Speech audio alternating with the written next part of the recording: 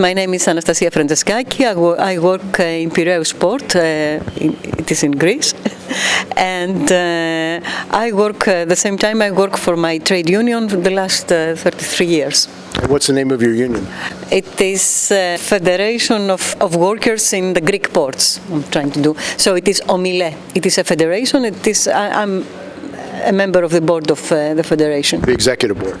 Yes, yes. So what is the situation of Greek dockers? There's been, around the world, privatization of ports and attack on dock workers. What is the conditions of the Greek dock workers today?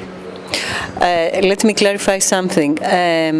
My federation has the white-collar workers, the clerks, that they work on the port, and I come from the clerks, and it has the crane operators and the drivers. And we have a different union, that it is the union of the traditional dock workers. But we happily coexist, and we cooperate during the years. So I come from this union. Let's come to the second thing, which is the privatization. Privatization in Piraeus port started back in 2008, and was concluded the first round in 2009. Back then, COSCO had made. This is the Chinese company. Yes, it is a Chinese. It's a state-owned Chinese enterprise, and this is different. It's not a private enterprise. It's a state-owned enterprise. So, as a matter of fact, it is Chinese state behind COSCO. So, in 2006, the Greek government signed a memorandum of understanding with the Chinese government, and they decided to give them the Piraeus port, the port of Piraeus. Back then, the trade unions, we interfere in the whole process, and we succeed to slow the process. And the first round was completed in 2009-2010. And back then, COSCO took Pier 2 and Pier 3 of container terminal. Later on, in 2016, they acquired the whole port. Piraeus port, it is not just a container port. There are, as a matter of fact, it is an umbrella for 5 important ports. It has the biggest cruise terminal in East Mediterranean. It is the second biggest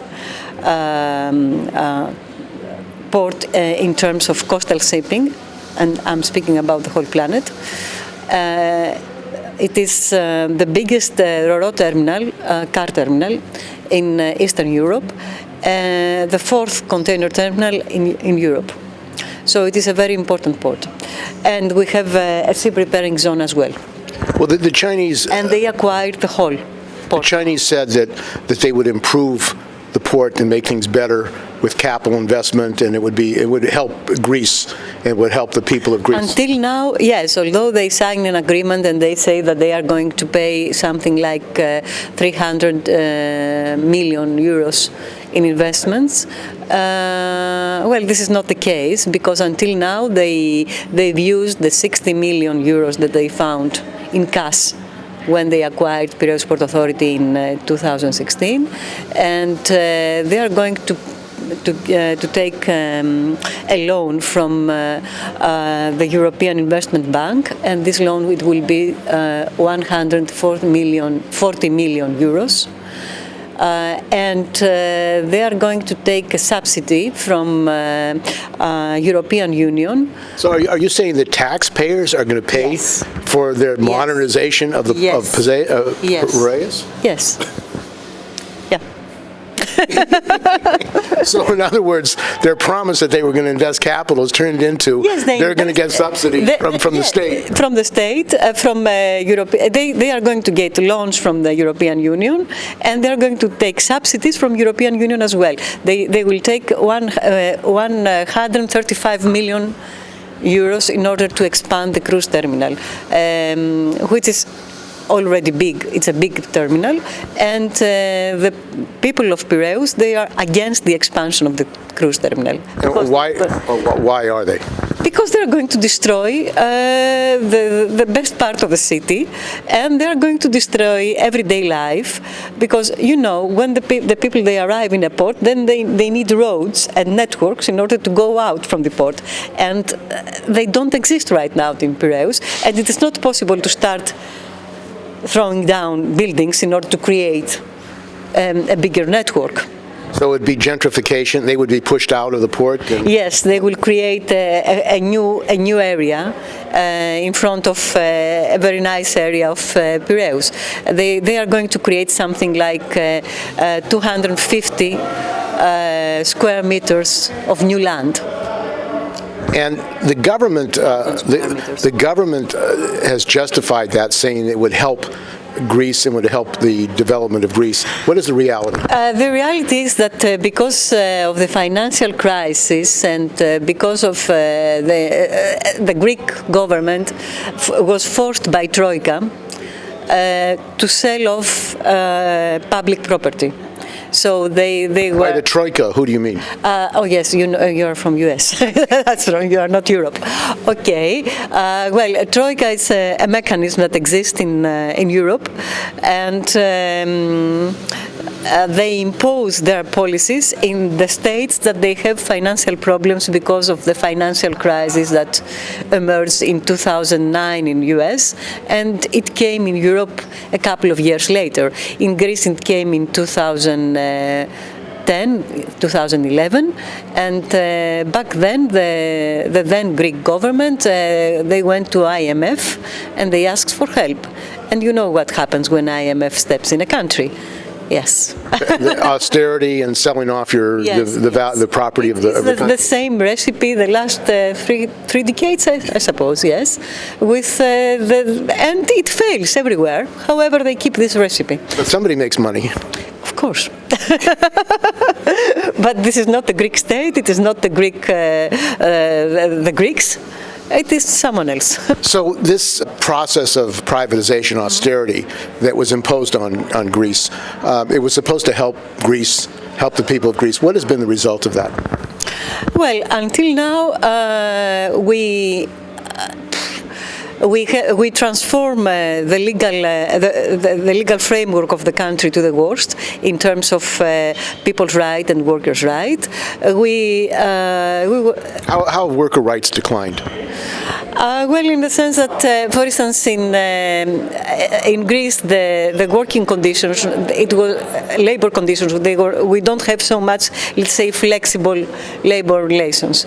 Now we do. And that means temporary workers, part-time workers? Yes, outsourcing and everything like this. Contracting out. Yeah. So in a couple of years, since 2013 until today, the percentage of the workers that they change their labor relations just skyrocketing. We have very important problems of unemployment. What is the unemployment rate in Greece? In 2014, it was as high as 30%, and among the youngs, it was something like 50%. Now it is 17%, because for 5 years we have, let's say, a left-wing government. It was Mosaic? No, it was Syriza. Syriza. So what did Syriza do? What were their promises for the working class? Okay, they said that they are going to stop privatizations. At the end of the day, they didn't succeed. So I don't know how familiar you are with the situation back in 2015, summer 2015. We have a referendum in Greece. The European Union shut down the banks of the country. So at the end of the day, they have to renegotiate under this condition, and they have to accept a new memorandum of understanding between Troika and the Greek state. And so Syriza government, in that sense, they've done almost the same thing that the previous right-wing and social democrat governments did. And when they shut down the Greek banking system, basically it's the Germans, the Deutsche Bank or the EC, Europeans? Who is running? It was a decision that was made by Europe, by the European Central Bank, and it was supported by the Germans, the French, and. So the German capitalists. Yes. And the French capitalists basically took over Greece. Yes. Is that recolonization of Greece? Well, in a sense, it is. It is, yes, with new means. Yes, it is. But more or less, Greece, it was always a colony of somehow, yeah. The modern Greek state since the early 19th century, yes, it started as a kind of colony of the British, the Russians then. We have the Russian Empire, and the French, and later on. And the Chinese are saying that they need your port for their Silk Road, their idea of developing the Silk Road to have trade through China. What do you think about the Chinese government? I mean, is it any different an employer than the private capitals? In Greece? No, as a matter of fact, they are not. In some cases, they are worse. Let me explain you something. When they undertake Pier 2 and 3 back in 2009, back then we have a right-wing government, the Conservatives, and they gave the port without the workers. So all the workers, we have to pull back in the rest of the port that it was not privatized. And this was not what usually happened in other European states. When you give up part of the infrastructure, usually you give the workers with them and you make a special deal. So they gave them an empty space. So they start from the scratch and they create a situation they liked. With no trade unions, no labor rights, lots of outsourcing, and the situation more or less it's the same until today. What are the conditions for workers? You say the workers that work for COSCO are the majority of them they work for COSCO through two levels of subcontractors. This means that COSCO has made an agreement with a company and then with an agent, and then this agent has made different agreements with a second level of agents, and the workers they came from this second level. Subcontractors yes, of the subcontractors, two levels of subcontractors. They don't have until recently they didn't have a trade union. They have a very strong strike back in 2014, and we support them. And at the end of the day, they came up with a trade union. However, COSCO until now have not recognized this trade union, and last summer in 2018, they create a yellow trade union. I don't know how much familiar you are. A kind of company controlled trade union. Yes. COSCO did this. Yes, and they signed a collective agreement with this trade union for the next 3 years. But it's a very peculiar kind of collective agreement. Because it has no reference on wages, on the system of this, on the structure of this agreement or anything. It is an agreement that says that, okay, the personal contract that each one of you has with us, it's valid.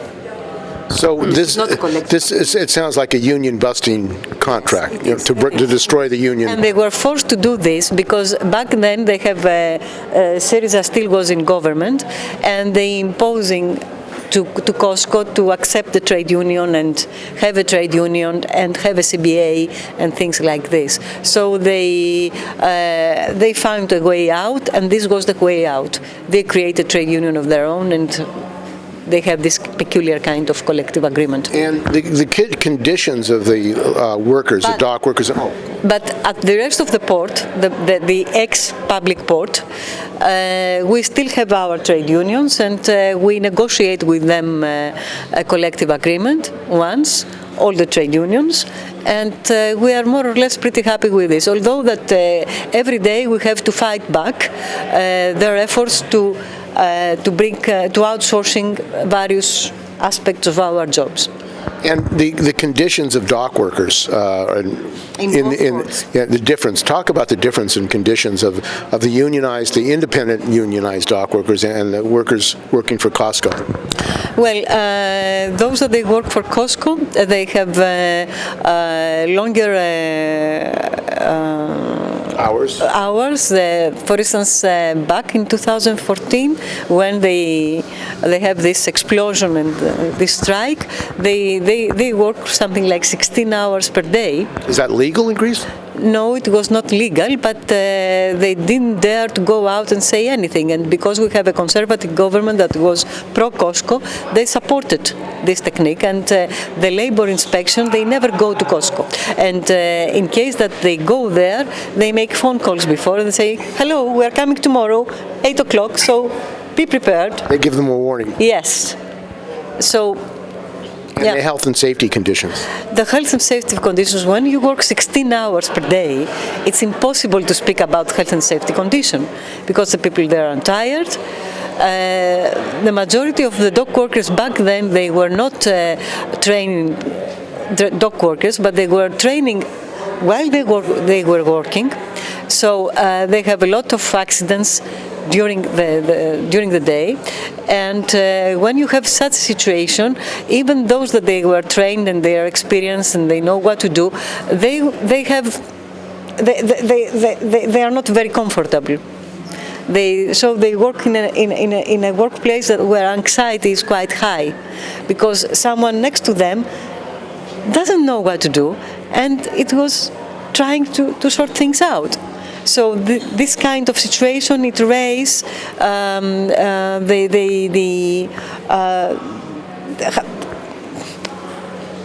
my English will come back. It raises the danger, the stress and health and safety and health conditions of the dock workers and workers. Yes. This is the case. And what about the situation of women workers?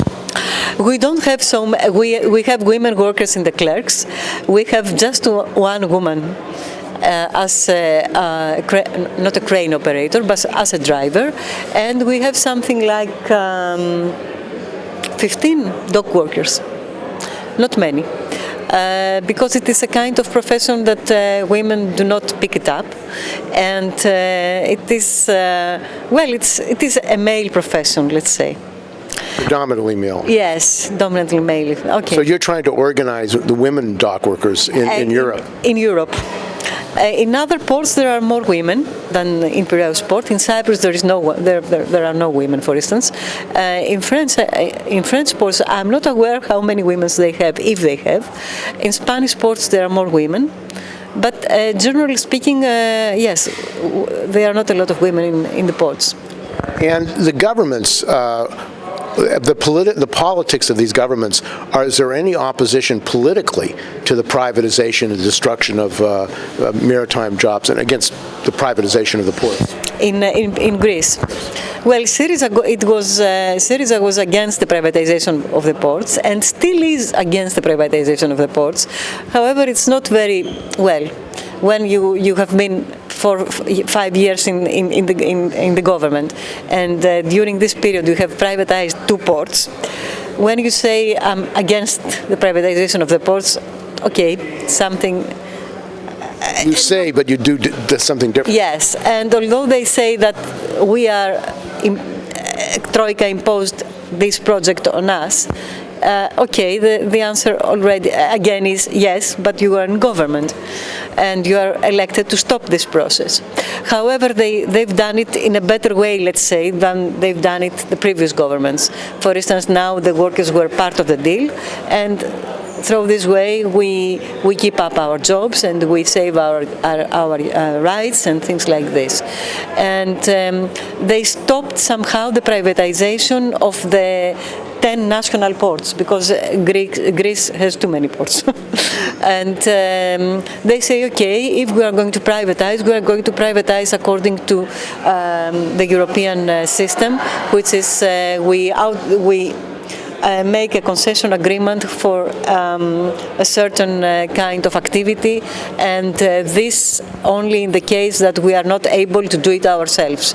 For instance, if we want to develop a cruise terminal and we have the means to do it, we do it ourselves. There is no need to privatize. But if we don't have means to privatize, we privatize just this and nothing else. So yes, in that sense, they are somewhere in the middle. The Communist Party of Greece, it is still against the privatization, but they never came to government. And the rest, no, they support privatizations. And so the 2 ports out of 10 are out of 12. Out of 12. 2 yes. ports out of 12 have been privatized.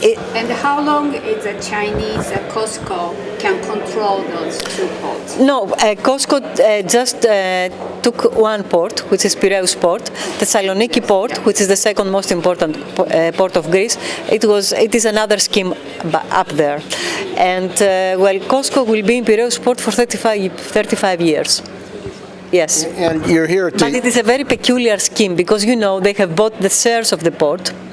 But after 35 years, these shares, they say that they are going to lose their value, but they will not come back to the Greek state. They will going to be an empty scheme. So this is a thing that we must find out in 35 years what it means. And when COSCO comes, do they bring Chinese managers? Of course. They bring Chinese managers. They control the upper management, and in certain areas the medium management. They are Chinese. For instance, in the financial department and in the IT, the medium managers are Chinese. They kept some of the Greeks. The old Greek managers, they are on their position, although they gave them early retirement schemes in order to send them away. So yes, they bring. What else they do is they bring, let's say, machinery and IT from China. Up to a certain point, this is quite rational. It's a rational decision because now Piraeus Port is part of the COSCO group. So in terms of isomorphism, you need to have the same methodology, the same IT, the same, things like this. But on the other hand, it's a very good opportunity for the Chinese market to spring up and the Chinese paradigm to spring up in other places apart from China. So is this Chinese capitalism expanding? Yes. It has nothing to do with socialism. No, it has to do with imperialism. So you believe China is an imperialist power? Yes, it is. And the workers in around the world now are faced with Chinese investments, Chinese privatization. What would you say to workers around the world who face these similar kind of conditions? Well, we try to get organized, but it is not very easy because sometimes you are organized. For instance, the dock workers of Europe, but the Chinese through the Belt and Road Initiative. They obtain, let's say, ports. They undertake railways. They undertake roads. They bought off factories. They have been and they are stepping in the energy area. So it's a bit tricky to find all these people, workers from different countries, from different areas, and sit down and try to get organized. Does that include the Chinese working class? Do you have any links with Chinese workers? No, although that we have struggled to do this through IDC. Because the dock workers in China, they were quite militant a couple of years back. The Hong Kong dock workers? No, not only the Hong Kong. I speak about China. but quite soon they control the state regained control over the trade unions, and it's not so easy to have contacts with They them. have government-controlled unions, Yes, of course. so you can't have an independent trade union. They try to create their own trade unions, but the situation in China is not so easy because you have a peculiar kind of state capitalism. And they exercise control over various aspects of everyday activity and various groups in their society. So it is not so easy. So if the union in China was against privatization, that would be against the government policy. Somehow, yes. And as a matter of fact, they faced these problems, I think, in something like 15, 20 years ago, when they have to reconstruct these state-owned enterprises. COSCO is one of them. And they have to shake them up and make them, let's say, they merge two or three companies, and they try to restructure them. So during this process, lots of workers they went somewhere. They remained without a job, so they have to. They lost their jobs. They were outsourced. Jobs, yes. Now, the United States and Trump, there's the rise of racism in the United States, attacks on immigrants. What is the situation in Greece?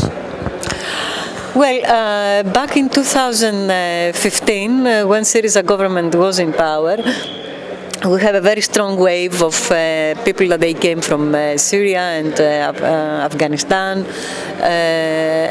mainly from these two countries because of the war problems they have in the area. Thankfully, we have Syriza in government, and we treat these people very well. The solidarity was the message that was prevailed everywhere, and that was good. Now that we have a second wave of refugees because of the problems in Syria again, and under a right-wing government, we have racism as the dominant message from government, and we try to fight this message back. And is there a rise of fascism in Greece? Yes, we have a rise of fascism back in 2012-13, and we have Golden Dawn that gained access to the government, to the parliament. The conservatives somehow legitimized its existence, and they discuss with them. Right now, what happens is that Golden Dawn is in the elections that took place earlier this year. They don't have access to the parliament, but New Democracy, the Conservative Party, has absorbed a significant part of the agenda of Golden Dawn. So they've taken on the program of Golden Dawn. And they move the whole agenda more on the right. So, future of the Greek working class, what do you see the future, or the European working class? Oh, easy questions. Okay. Right. Back in Greece, we have to fight against new laws that they introduced the last 4 or 5 months from the neoliberal government of New Democracy that we have. So if we succeed with this, yes, we are going to have a labor movement quite active again. I hope that we are going to surpass these problems.